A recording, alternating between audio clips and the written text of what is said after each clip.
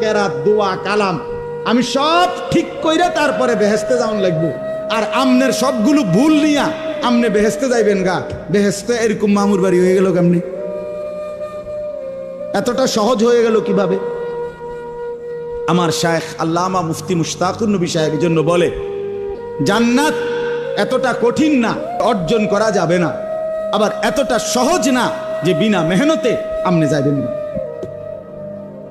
বুঝেন নাই আমার কথা? জান্নাত এতটা অসম্ভব নয় যে মেহনত কইরাও আমল করেও জান্নাতে যাওয়া যাবে না, না জান্নাত এত কঠিন না।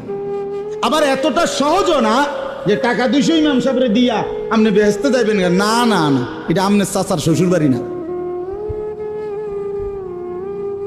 এর জন্য কোরআনুল কারীমের মধ্যে সমস্ত জায়গায় আছে বারবার আল্লাহ তাআলা বলছে, জান্নাতের বিনিময় বান্দা কেন দিলাম?